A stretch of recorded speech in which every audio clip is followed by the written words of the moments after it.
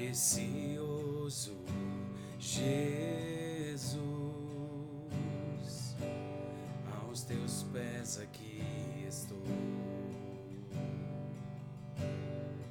Que eu pude.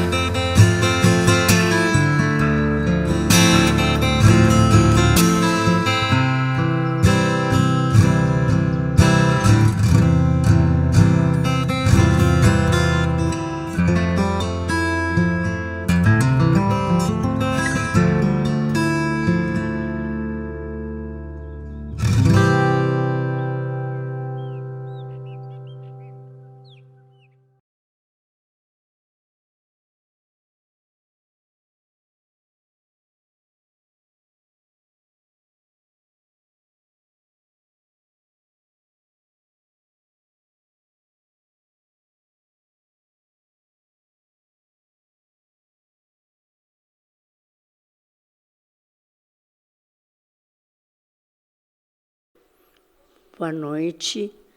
Vamos continuar o nosso curso.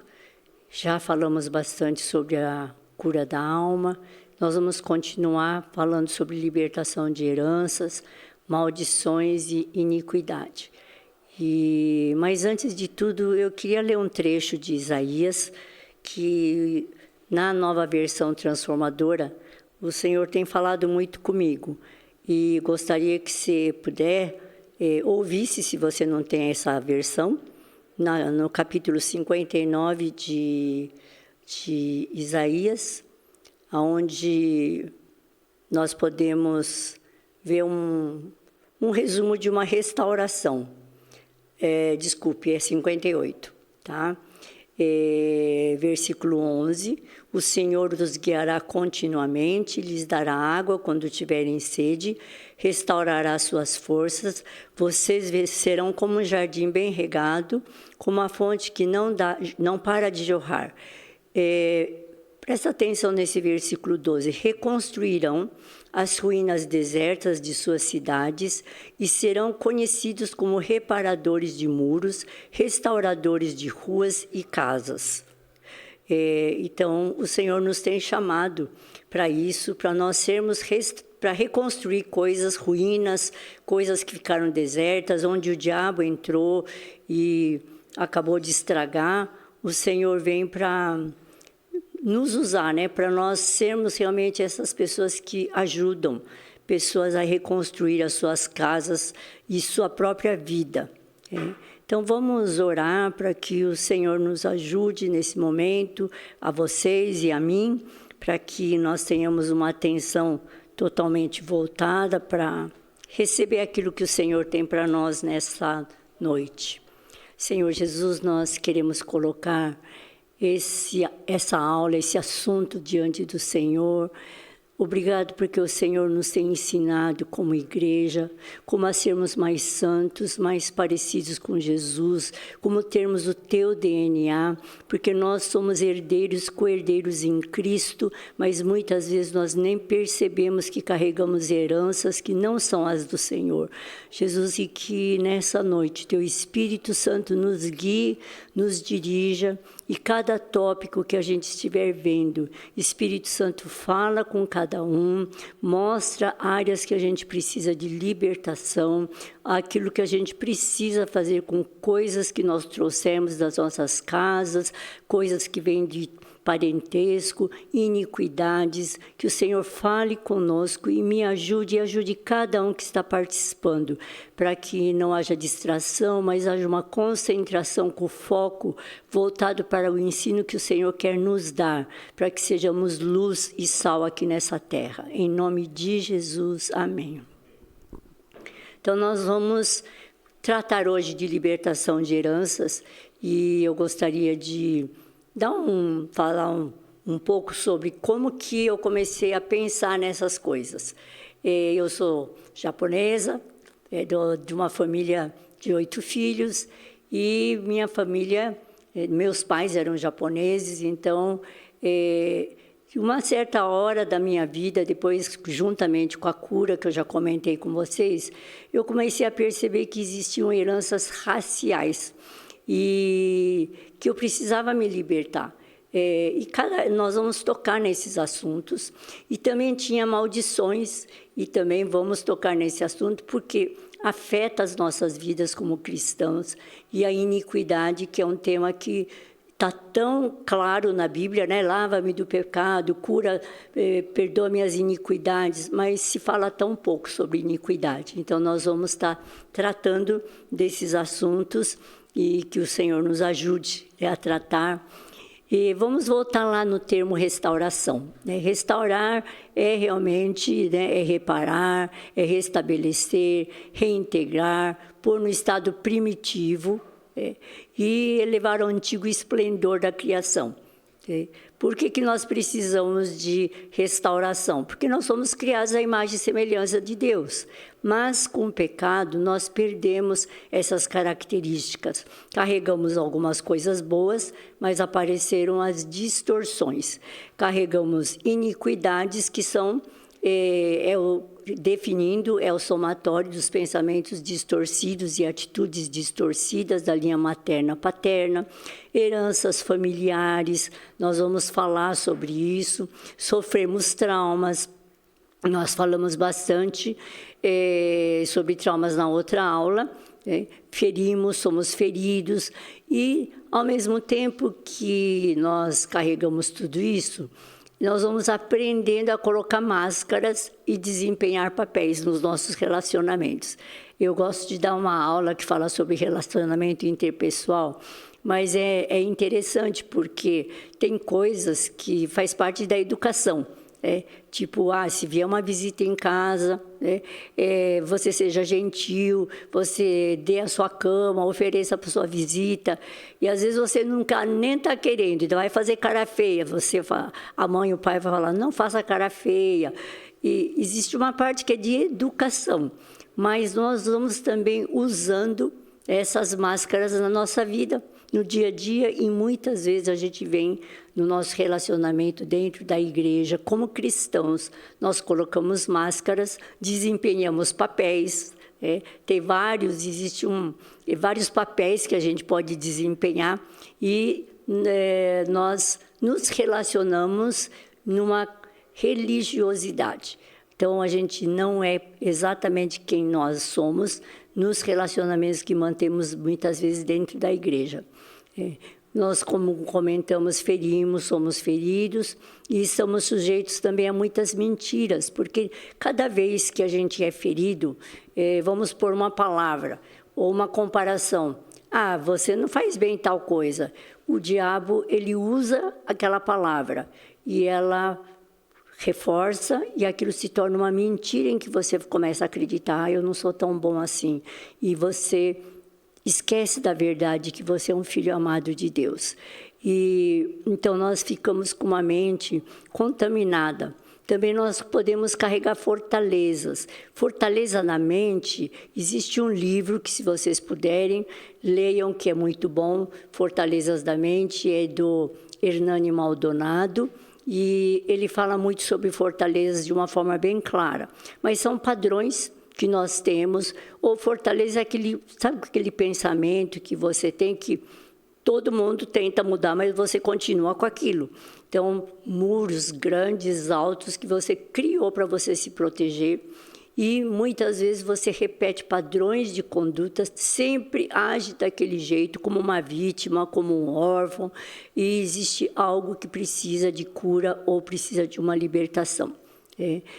Eu coloquei aqui o Salmo 83, restaura-nos, ó Deus, faze resplandecer o teu rosto sobre nós para que sejamos salvos. E nós precisamos mesmo dessa restauração do Senhor.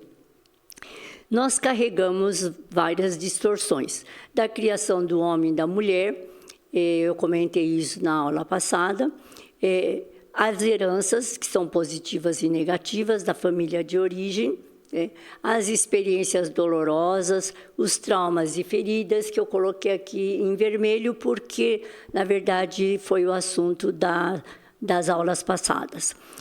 As fortalezas da mente, como eu falei, são padrões repetitivos de conduta, as iniquidades.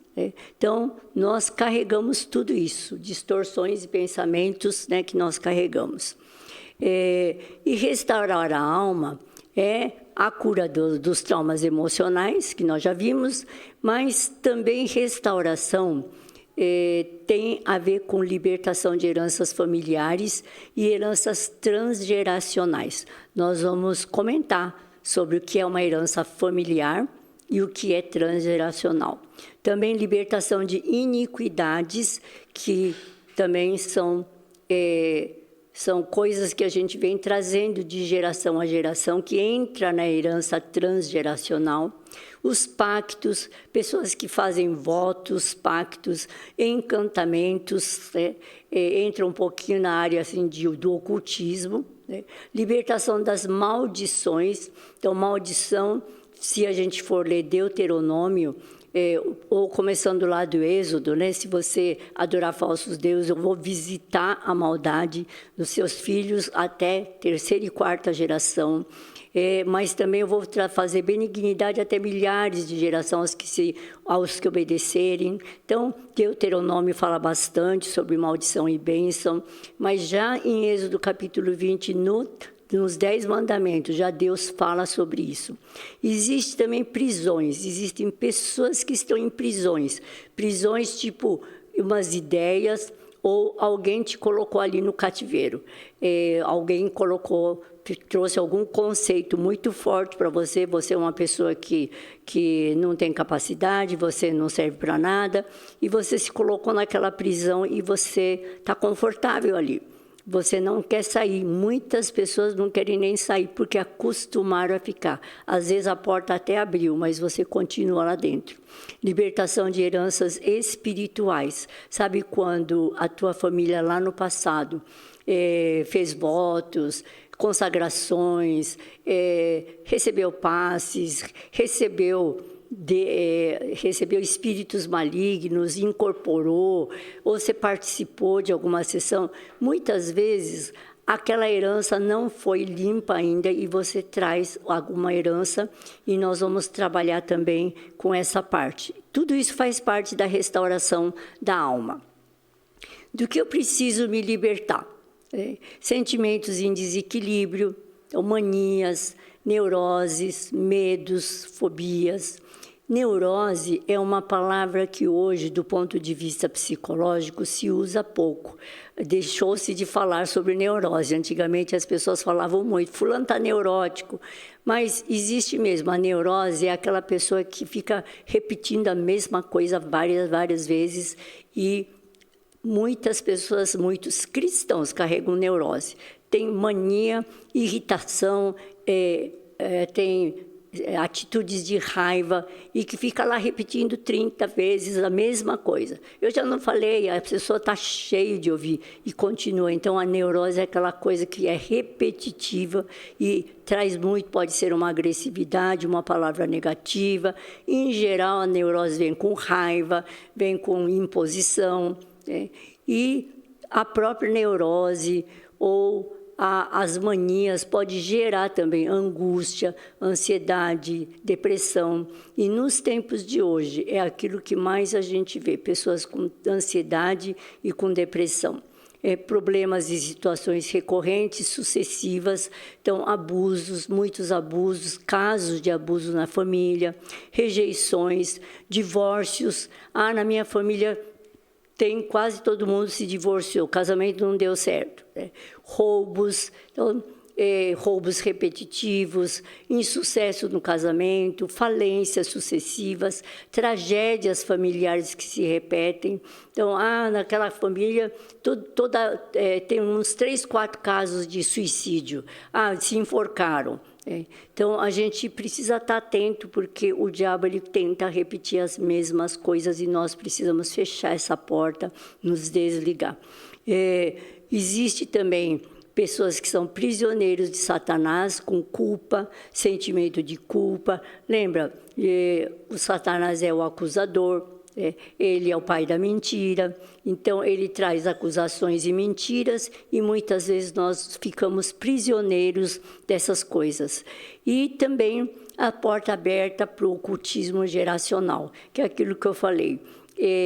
De uma forma geral, quando a gente quer fechar a porta de heranças espirituais, a gente tem que fechar essa porta, porque alguém abriu essa porta. É muito interessante. Hoje eu trabalho com a Bethel Souza Brasil, nós trabalhamos com a porta do ocultismo. E essa porta do ocultismo, ela é trabalhada ali e foi tirada de um livro chamado Livres para Libertar, de Paolo Bottari. Ele é um livro em espanhol, mas ele era só por curiosidade, ele era um barbeiro, e na época do Carlos Anacondia, do avivamento que teve na Argentina, ele começou a frequentar as reuniões de avivamento, e ele não sabe nem como, mas o próprio Carlos Anacondia pediu para ele trabalhar lá no pavilhão da libertação, porque tinha o pavilhão onde se tinha a mensagem, o avivamento que estava acontecendo, e ao mesmo tempo tinha um pavilhão onde pessoas oprimidas eram libertas. E ele estava naquele lugar ali e ele via pessoas, quem já viu, né, uma libertação, que se joga no chão, se machuca e grita e berra. Daqui a pouco, no dia seguinte, vem de novo, é expulso, volta. E ele parou para pensar e ele disse, não é possível. Essa pessoa abriu a porta para o ocultismo e é onde o diabo tem liberdade. Então, ele começou a falar sobre as 10 portas. O livro dele fala sobre isso.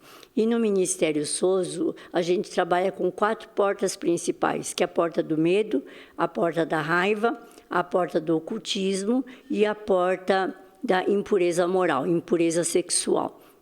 Então, lembrar que sempre a gente abriu alguma porta e nós temos que tirar, trabalhar com a raiz. Não adianta tirar o fruto, vocês lembram que eu comentei isso? A iniquidade é a raiz e o fruto é o pecado. Não adianta tirar o fruto se nós não lidarmos com a raiz.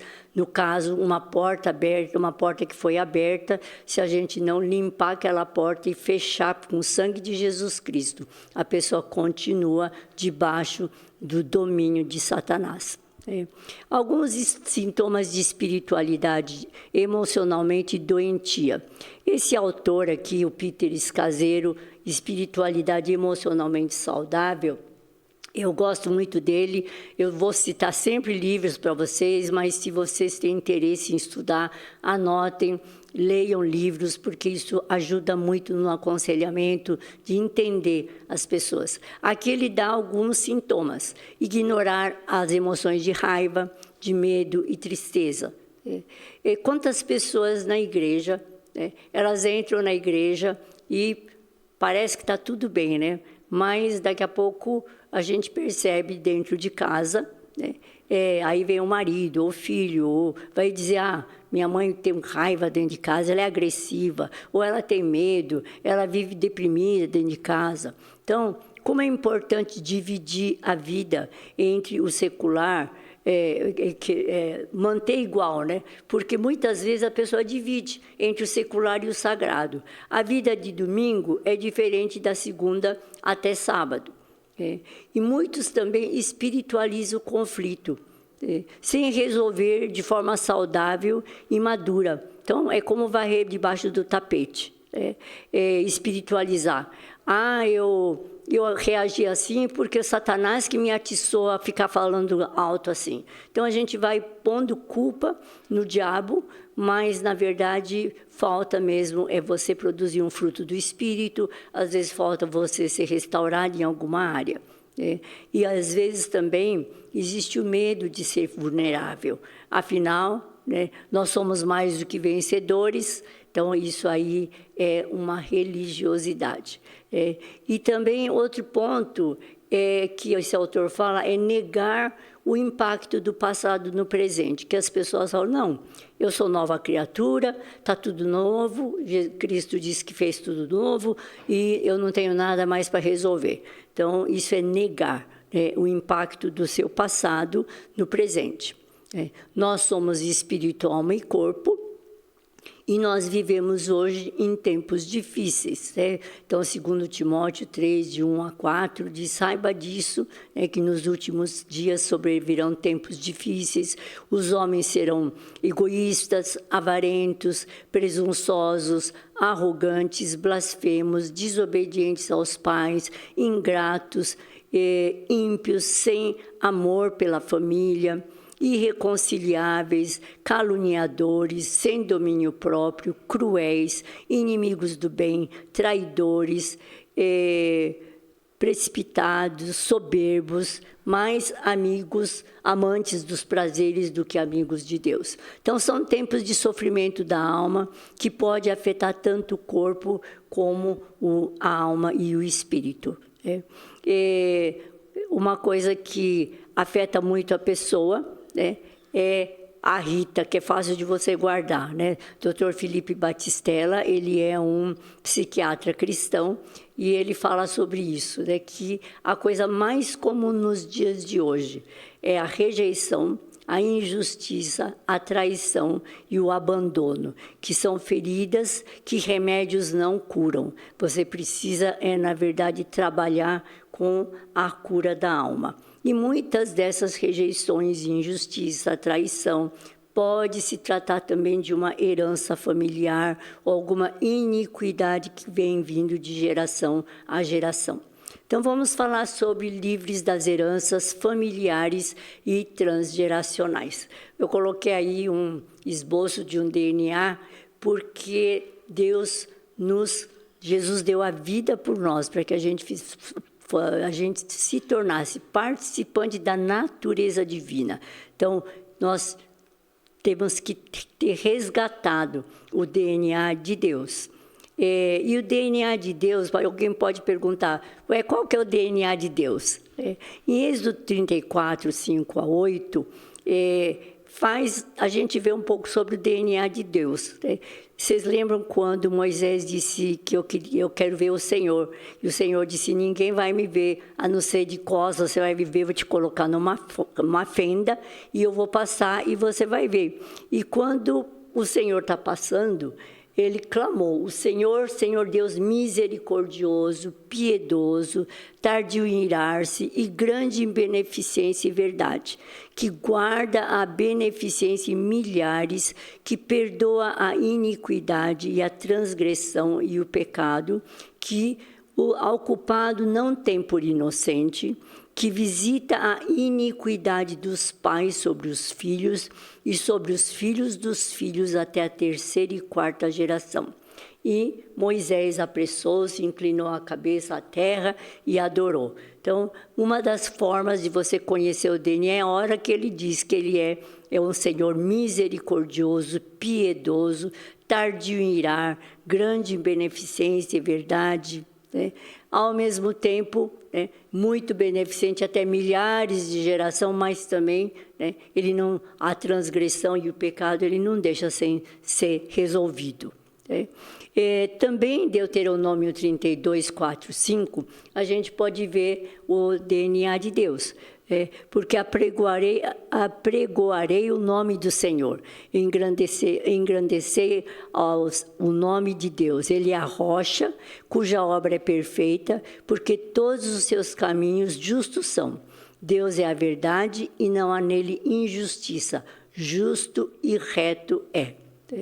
Mas o que aconteceu com o DNA de Deus? Fomos criados à imagem e semelhança de Deus, mas com a entrada do pecado, ou a queda do homem, a queda no sentido de ouviu Satanás e desobedeceu a ordem dada por Deus, comendo o fruto da árvore do conhecimento do bem e do mal, e nós vemos então que houve uma distorção no DNA. Então aí vocês estão vendo um gráfico mostrando o que aconteceu com o nosso DNA, que não é mais o DNA de Deus. E nós precisamos tratar das heranças transgeracionais, que faz parte do processo de santificação. Não sei se vocês sabem, mas é bom informar que até hoje, na psicologia, no comportamento e no lidar com as heranças geracionais, também se fala muito das heranças transgeracionais. Então, a terapia familiar sistêmica trata disso. Eu fiz um curso sobre aconselhamento familiar sistêmico e dá para a gente entender o que a influência da família dentro de uma geração. Como é que eles começaram a pensar nessa questão de sistêmico familiar, a família como um sistema que influencia uma pessoa. Um autor, Henry Bowen, ele percebeu, ele fazia visitas em clínicas de esquizofrênicos. E esses esquizofrênicos, eles tinham oportunidade de sair uma vez por semana, no final de semana, para suas casas. E uma coisa que ele percebeu que alguns voltavam muito bem, melhores, quando visitavam a família, e outros voltavam muito piores. Então, ele pensou, existe alguma coisa na família que tem influência na própria doença da esquizofrenia. E assim ele começou a estudar o sistema familiar como fazendo parte de uma influência dentro do ser humano. E a gente vai estudar um pouquinho sobre isso, sobre família e as influências que nós passamos. Aqui em Lucas, capítulo 3, João disse, eu, na verdade, vos batizo com água, mas vem... após mim, vem aquele que é mais poderoso do que eu, do qual eu não sou digno de desatar as correias das sandálias. Ele vos batizará com Espírito Santo e com fogo. A sua pá ele tem na mão para limpar completamente a eira e queimará a palha em fogo inextinguível. A gente costuma falar bastante sobre o batismo nas águas, falamos sobre o batismo do Espírito Santo, mas nós não falamos muito do batismo do fogo e nem gostamos muito, porque passar pelo fogo, mas nós precisamos, porque a palha, tudo aquilo que não agrada o Senhor, tudo aquilo que é supérfluo, que não faz parte do DNA de Deus, precisa ser queimado das nossas vidas. Hebreus 12, 14 diz, esforcem-se para viver em paz com todos e para serem santos, pois sem a santidade ninguém verá o Senhor. Pedro, capítulo 1, primeira carta de Pedro 1, 9, diz, vocês, porém, são povo escolhido,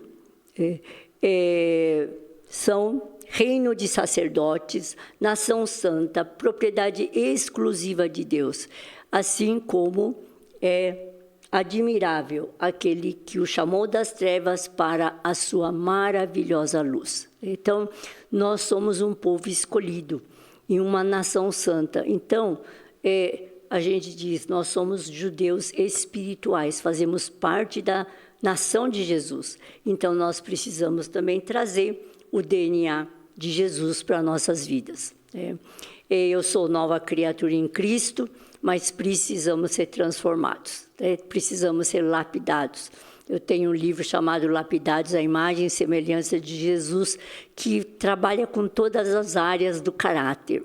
Segundo Coríntios 5,17, eu já comentei, alguns descansam nesse versículo. Se alguém está em Cristo, é nova criatura. As coisas velhas já passaram. Só que em Filipenses 2,12, apóstolo Paulo fala para a gente trabalhar com a nossa salvação, com temor e tremor. Então, a salvação ela deve ser desenvolvida, trabalhada, lapidada.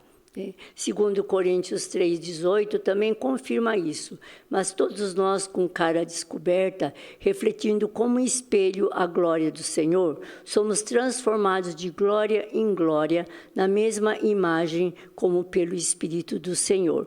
Então, falando que existe uma transformação de glória em glória. E é o que nós precisamos almejar. E como a gente consegue isso? À medida que a gente tem tempo de qualidade com Deus, e você tem um tempo de meditação, onde você contempla o Senhor na palavra, e com o seu coração aberto, com a quietude e a glória do Senhor, vai começar a brilhar e transformar você mais e mais à imagem e semelhança de Jesus. Esse tem que ser o nosso foco. Quando a gente não trata das heranças que carregamos, caímos na religiosidade. A gente sabe de tudo, porém, não vivemos uma vida cristã autêntica e somos motivo de tropeço. Isso, Alcione Emerick, que é o autor de um curso, que eu já comentei na semana passada, na primeira aula, ele comenta, ele fala isso. Ele tem um livro chamado Contaminação Espiritual, e lá ele fala dos religiosos que estão dentro da igreja. Muitos estão ali, conhecem tudo, porém, a vida cristã não é uma vida autêntica. O Peter Escaseiro, que eu comentei agora há pouco sobre ele, ele fala de que nós, como igreja, quando a gente não trata, nós formamos desertores de igrejas. Quantas pessoas saíram das igrejas e a gente percebe quantas pessoas falam, eu já fui crente, eu já fui evangélico, mas lá no passado eu abandonei a igreja, por quê? Porque alguma coisa decepcionou. Porque muitas vezes não vivemos uma vida cristã abundante. Não ganhamos vidas, falta entusiasmo, testemunho, e o poder que vai emanar de nós, sabe, que flui através de nós. E a nossa visão de vida cristã fica limitada. Eu vou à igreja, eu vou ler a Bíblia quando eu posso, eu oro sempre, mas aquela oração sem uma intimidade com Deus, e nós nos tornamos pessoas ineficazes como sal e luz. Lembra? Jesus disse, assim brilhe a vossa luz, para que todos vejam as boas obras e glorifique o vosso Pai que está nos céus. Então, como é importante nós sermos pessoas que são sal e luz e trazer o céu à terra nesses dias que nós vivemos difíceis. Deus quer nos libertar das heranças que não são as dele. Eu lembro quando eu comecei a pensar nesse assunto, o versículo que é chave, porque também as pessoas falam, mas Jesus já libertou de tudo. 1 Pedro 18, 19 diz, sabendo que não foi com coisas corruptíveis como prata ou ouro que fostes resgatados da vossa vã maneira de viver que por tradição recebeste de vossos pais. Em outra tradução está escrito, o fútil procedimento que vossos pais vos legaram. Então, vocês veem claramente, Jesus morreu na cruz por nós, para nos libertar da vã maneira de viver que por tradição recebemos de nossos pais, ou fútil procedimento que foi legado para nós. Mas com o precioso sangue de Cristo, como de um cordeiro imaculado e incontaminado. Então, Jesus pagou um alto preço para nos libertar. Então, nós temos que entender que Jesus veio também para nos libertar dessa vã maneira de viver que, por tradição, recebemos de nossos pais. E quando nós pensamos nisso, Jesus, ele morreu na cruz por nós, nos livrou, em Romanos 8,15 fala, nós éramos escravos do medo, mas o mesmo Espírito testifica com o nosso Espírito que nós somos filhos de Deus. Aí ele diz, e se nós somos filhos, logo nós somos herdeiros. Então, nós trazemos as heranças de Deus e co-herdeiros de Cristo, se é que com Ele padecemos, para que também com Ele sejamos glorificados. Gálatas 2, 29 diz, e se sois de Cristo, então sois descendência de Abraão e herdeiros conforme a promessa. Sabe, muitas vezes eu já fiz isso, de ler essa palavra, herdeiros com Cristo, mas sem lembrar com profundidade que nós temos uma herança recebida, mas nós precisamos requerer. Essa herança é como você guardar uma chave de um cofre, você tem lá um cofre cheio de boas heranças que foram dadas, mas se você não usar essa chave para abrir, você vai ficar a vida inteira com aquele cofre, é herdeiro, mas não está usufruindo de tudo aquilo que o Pai tem para você. Então, você traz a herança de Deus Pai, Jesus e do Espírito Santo, mas também nós carregamos heranças da família. Essa roda da graça de Frank Lane é muito bom para a gente lembrar da família, porque a família é o primeiro lugar para você receber essa parte da graça. É dentro de uma família que a gente recebe uma identidade, então recebemos o nome dos nossos pais, mas muitas vezes aqui pode já ter um problema. Você pode ter sido abandonado, ou o pai deixou a mãe grávida e abandonou, ou houve separação. Então, já teve algum comprometimento nessa identidade. Mas numa família né? É uma família funcional, né? A gente tem uma aceitação, então você é amado lá dentro, e você ganha um significado, você é elogiado pelas coisas que você faz, pelos talentos que você tem, e você é levado a conquistar as coisas. Então, eu fui conquistado para conquistar. Eu tenho significado, pois o Pai me ama e me dá propósito.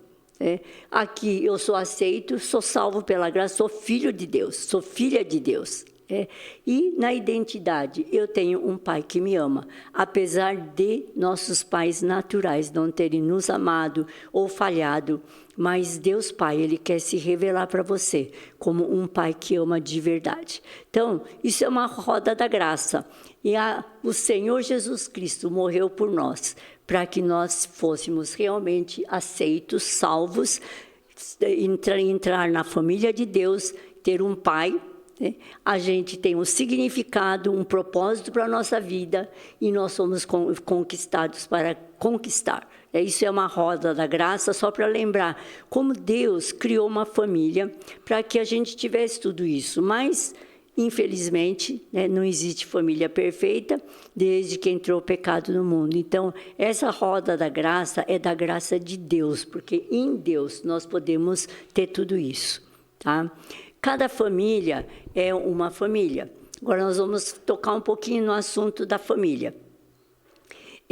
Cada um é cada um, né, numa família. Existe o ciclo vital da família, que eu acho interessante. Eu, quando eu fui estudar o aconselhamento, eu aprendi sobre isso e achei bem interessante, eu estou compartilhando isso com vocês, porque é importante entender que numa família existe um ciclo vital, né? Então, está nascendo uma criança, a criança está entrando na infância, depois ela entra na adolescência e vira um adulto. Do adulto, ele pode casar, ter filhos, formar família, entra na velhice, a morte. Isso seria um ciclo vital normal. Tanto é que, quando, por exemplo, uma criança morre, ou mesmo na televisão, né, nos noticiários, você vê assim, caiu uma bomba, mataram não sei quantas crianças, eles frisam isso. Por quê? Porque é esperado que a criança passe para a adolescência, o adulto fique velho e depois morra. Mas, nesse ciclo vital da família, enquanto um está nascendo, o outro pode estar morrendo. Enquanto um está casando porque ficou adulto, o outro pode estar morrendo. E a gente também tem dentro desse ciclo vital, nós temos traumas, os medos e as inseguranças, porque ninguém é perfeito. E também existem interrupções, como eu falei. A morte você espera que morra depois que ficou velhinho, mas pode acontecer que veio uma doença, ou na adolescência, e houve uma interrupção dentro desse ciclo familiar. Existe uma transição. Vamos supor que dentro desse ciclo aqui morreu um adulto que é o pai. Aí o que precisa? Reorganizar a família. E dentro dessa reorganização, às vezes a criança está sofrendo, um adolescente ele tem que fazer o papel de pai ou mãe que está faltando na família. E houve uma interrupção. Não vai ter a velhice e a morte, houve uma morte aqui. Então, a família tem que constantemente estar se reorganizando. Também heranças familiares são passadas aqui dentro desse ciclo vital e as heranças transgeracionais. O que é a herança familiar? A herança familiar é aquilo que é familiar para você. Sabe, por exemplo, em casa todo mundo fala alto, então ficou familiar para você. Todo mundo fala alto. Ou, por exemplo, na minha casa, se briga, e meus pais brigaram com meus tios, que eram os irmãos deles, e jamais se conversaram. E, de repente, você repete a mesma coisa. Então, você vem trazendo as heranças familiares, porque é familiar, na família está falando, não fala com aquele tio, porque desde no ano de não sei quanto, ele fez aquilo ali para mim, e eu estou magoado e não falo com ele. Então, você está, na verdade, carregando algo que é familiar. Também existem heranças transgeracionais.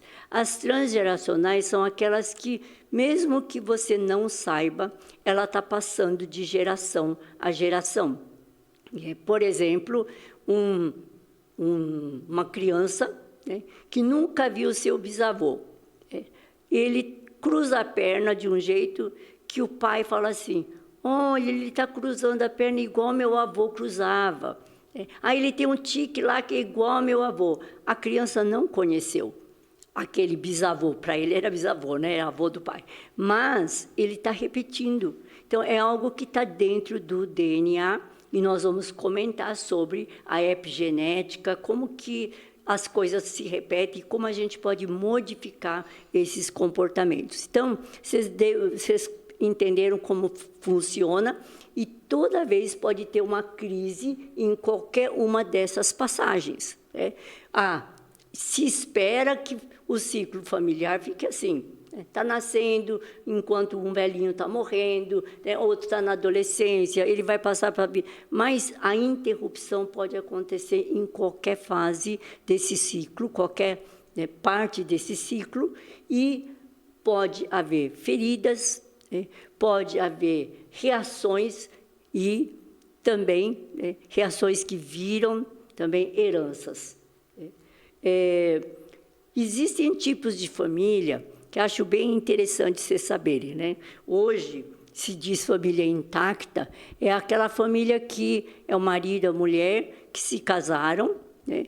E que mantém aquele núcleo familiar, convivem, né, de modo duradouro, né, e com o intuito de constituir a família, né? Então, nasce do afeto entre os cônjuges, né, sem prazo certo para existir ou terminar. Por quê? Casou, fizeram votos, mas hoje em dia a família intacta, que é aquela família que tem o pai, a mãe que se casaram e os filhos, está cada vez mais difícil de se encontrar.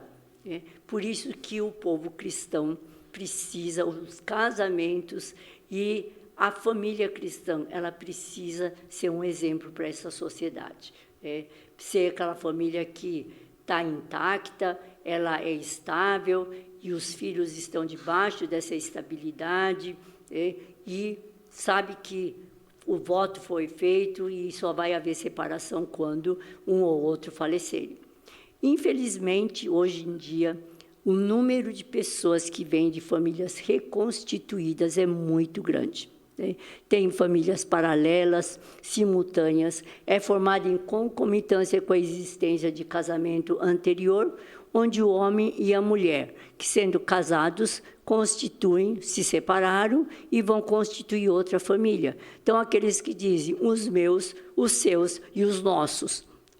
E, claro, tudo isso gera problemas, gera feridas nos filhos.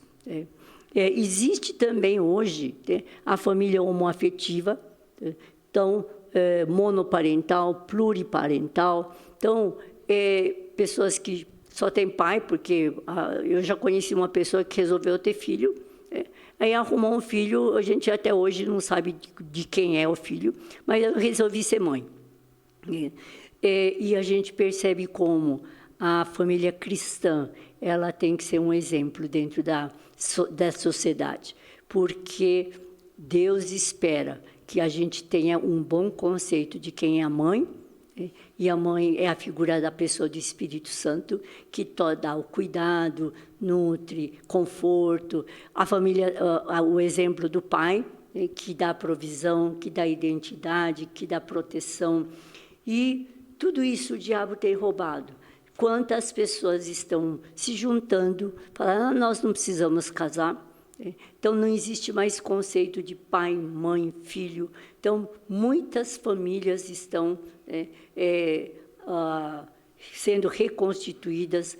Eu tenho o direito de ser feliz, vou procurar alguém que vai me fazer feliz. Então, descarta logo o outro ou a outra.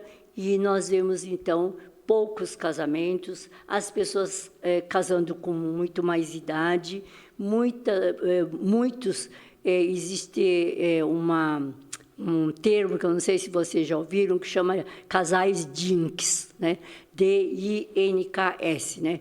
Double Income No Kids, né? Quer dizer, nós vamos ganhar dobrado, nós não queremos filho, mas nós queremos passear, nós queremos conhecer o mundo e comer em bons restaurantes. Então, nós vemos aqui um egoísmo e sem valor nenhum pela família. Por isso, e o que acontece quando não se valoriza a família?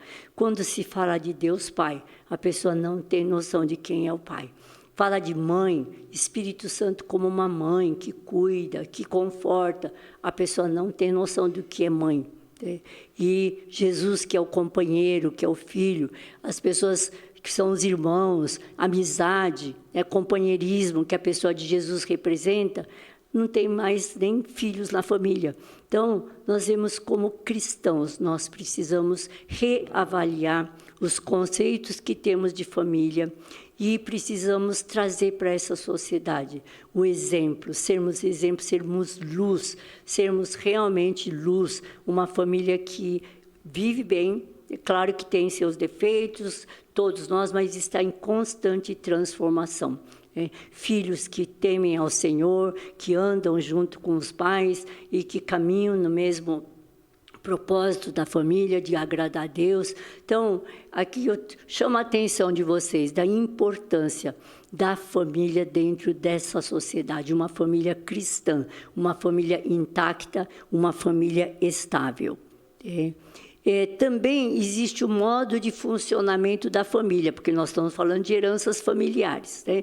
Existe a família que é chamada de sadia, entre aspas, normal, porque não existe família normal. Né? É uma família sadia.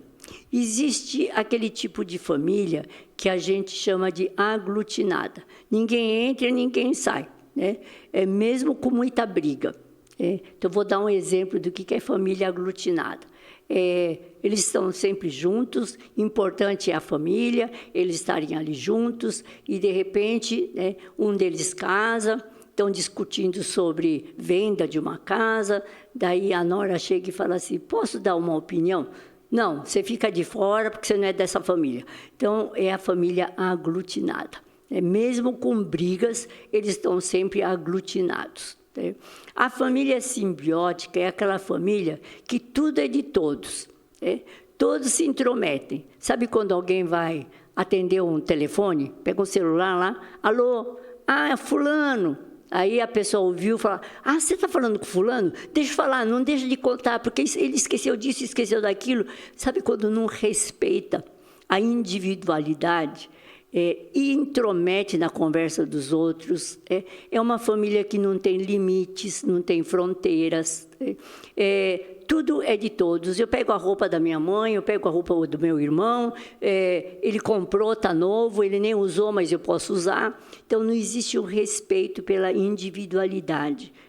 É uma família simbiótica, não é uma família normal, entre aspas, viu, gente? Existe a família dissociada ou dividida, é aquela família que cada um por si, e ninguém se conversa, ninguém divide nada, ninguém reparte conversas, problemas. É uma família dissociada. Existe a família narcisista, muito comum nesses dias, pai ou mãe narcisista, que só pensa nele, só pensa nela, e esquece que tem filhos, esquece que tem que cuidar dos filhos, está só pensando em si, compara, vive se comparando com filho, com filha, só pensa em sua melhoria, em ser o mais bonito, o mais capaz. E hoje nós vemos muita família narcisista. Eu acho que a própria mídia favorece muito isso. Preciso sempre me exibir, mostrar que eu sou bom, que eu sou bonito, que eu tenho isso, que eu tenho aquilo, tudo focado eu. A família também depressiva é a família... Estou falando tudo isso porque nós carregamos essas heranças. Vai casar, você leva um pouquinho, se você é de uma família simbiótica, você vai casar e vai levar também a herança familiar dessa família simbiótica, ou da família aglutinada, ou da família narcisista, ou da família depressiva. Existem famílias depressivas também. E aquela que tudo é negativo, tudo está ruim, está sempre triste, então todo mundo é mais calado, mais fechado, não se comunica muito com os outros, não tem muita amizade e vive sempre depressivo, né? É claro que os filhos vão ter essa herança depressiva também. Então, esse modo de funcionamento da família é bem interessante. Eu estou só repartindo com vocês, porque, às vezes, a gente está participando de uma família e nem percebe essas coisas. E nós estamos, muitas vezes, passando para os nossos filhos e tudo isso. E a gente precisa consertar, porque não é normal, não é sadio ser aglutinado, não é sadio ser simbiótico, porque você tem que respeitar o outro. Não é normal ser aglutinado, ninguém entra, ninguém sai, só fica ali entre eles. A gente não aprende isso com Jesus. A família dividida, aquela que nem se conversam, então, família narcisista. Então, todos esses padrões de família não é o padrão de família segundo o propósito que Deus criou a família, para o qual Deus criou. Uma família normal, ela deve ter hierarquia. Então, tem o pai e a mãe, eles são autoridades sobre a família. Se vocês forem ver, eu estou fazendo a leitura anual da Bíblia, e tem vários tipos, né? Mas o desse ano foi começar pelo Velho Testamento, então Gênesis, Êxodo, e a gente percebe, quando você começa a ler, Números, Deuteronômio, gente, uma pessoa que não respeitava pai e mãe era apedrejado e morto. Tal qual, sim, um adúltero. Então, Deus formou uma família com hierarquia. E a gente vê a beleza das leis de Deus no Velho Testamento, porque Deus é tão perfeito e passou todas as diretrizes para que uma família vivesse bem. E, claro, era a época da lei, porque a lei é uma base para que se constituísse um povo cristão, depois de Cristo, um povo que mantivesse padrões que Deus tinha dado para a família. Padrão de pertencimento. Então, eu pertenço a essa família, você é valorizado lá dentro, contam com você lá dentro. Também, ao mesmo tempo que você tem um pertencimento, você também tem a individualidade. Você pode ser você, e com liberdade. Se der tempo, eu vou falar um pouquinho sobre a individuação, mais no final da segunda aula. Na família tem compromisso. Eu moro nessa casa, então eu tenho um compromisso. Se a família está comendo todo mundo junto, eu vou ajudar, eu tenho um compromisso de lavar a louça, de pôr a mesa. Então, dentro de uma família normal, vocês estão vendo, entre aspas, se espera que as pessoas tenham compromisso de deveres, de obrigações que a gente também tem compromisso com algumas regalias que você tem dentro da família. Mas também tem o partidarismo. Às vezes, a gente chama isso de triangulação. Tem um período que o filho está mais ligado ao pai, ou o filho está mais ligado à mãe. Mas esse partidarismo não pode se tornar um partidarismo doentio. Eu só falo com meu pai. Eu só vou falar com minha mãe. Não. Tem um partidarismo que pode fazer parte até do ciclo vital da família. Existe afetividade na família. Como é importante você, pai e mãe, conhecer as linguagens de amor dos seus filhos. São 5 linguagens de amor. Se você nunca leu o livro, existem vários livros desse autor, esqueci o nome, eu acho que é o Chapman. Ele fala sobre Deus e as linguagens de amor, as 5 linguagens do amor, as 5 linguagens do amor no casamento. Então, você pode aprender as 5 linguagens do amor. Eu vou resumir para vocês. Uma linguagem de amor é toque físico, então a criança gosta de abraço, de beijo. O toque físico para ela é a linguagem de amor dela. Palavras de afirmação, de encorajamento. Outro é tempo de qualidade. Outra linguagem de amor é o serviço. E outra linguagem de amor é dar e receber presente. Então, na afetividade, é importante que haja compreensão também da linguagem de amor, porque vamos supor que você tenha um pai que é muito seco e muito bravo, então, olha, agora eu estou lembrando do nome aqui, é Gary Chapman, viu? O das 5 linguagens do amor. Mas falando dessa afetividade, como é importante você conhecer a linguagem de amor, porque muitas vezes eu conto minha história, da linguagem de amor, porque eu sou de uma família japonesa, e japonês não se toca muito. E eu queria chegar lá, tocar na minha mãe, queria abraço, queria beijo, mas por causa da raça, ela dizia, não, eu estou ocupada. Para ela não ter, porque não era comum para o japonês ficar beijando, abraçando. Vocês veem que quando eles se cumprimentam, cumprimento de longe, se curvando. Mas é importante conhecer a linguagem de amor, e por amor você vai dar um abraço, vai dar um beijo quando a linguagem de amor da pessoa é toque físico. Então, conhecer tempo de qualidade, vou sentar, vou dar um tempo de qualidade. Então, dentro de uma família normal, tem que ter afetividade com entendimento das 5 linguagens de amor, a cumplicidade, uma proteção um do outro, lealdade, alianças e sentimento de inclusão. A pessoa tem, sabe que ela pertence àquela família, e isso traz uma noção clara de identidade. Vocês estão vendo a importância de nós termos uma família normal, entre aspas, onde existe tudo isso. Porque quando a gente tem noção clara de identidade, é muito mais fácil nós entendermos o que é ser filho de Deus, porque a gente se identifica, a gente recebe a identidade do Pai, e Deus Pai também nos dá a identidade. A família e os problemas geracionais. Você é o ontem. Tudo que você já foi. E o ciclo de coisas que aconteceram e acontecerão de novo. Essa é a visão sistêmica. A visão sistêmica, ela vê toda a família como um sistema que tem influência sobre a pessoa. E sai daquele enfoque causa e efeito. É por causa disso que ele é assim. Não, existe algo dentro do sistema familiar que levou àquele efeito.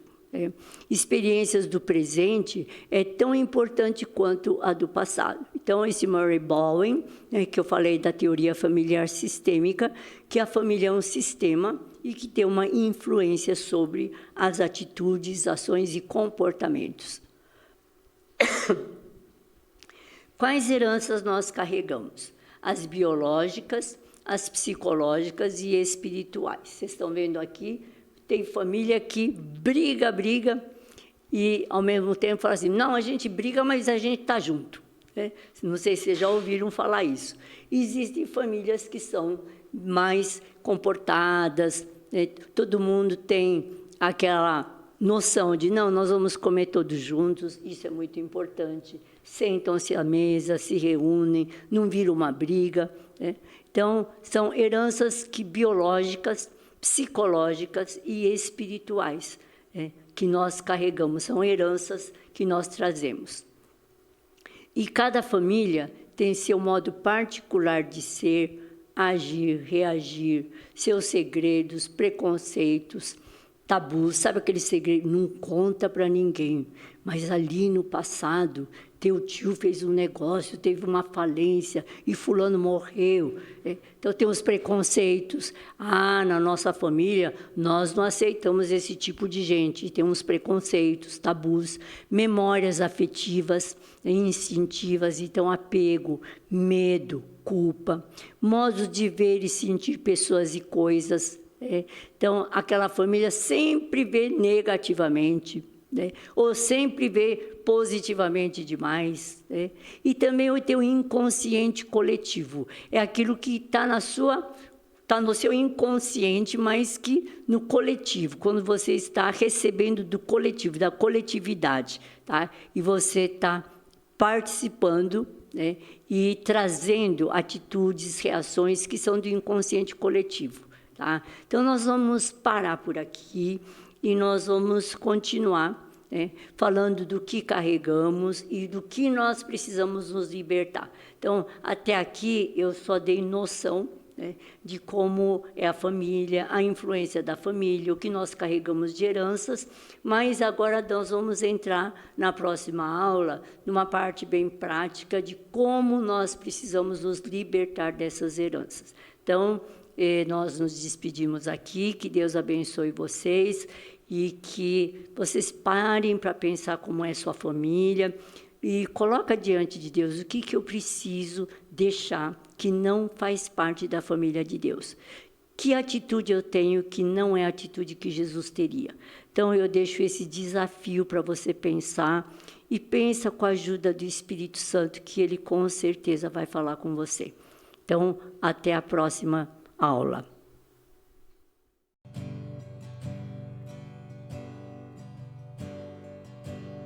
Precioso Jesus, aos teus pés aqui estou.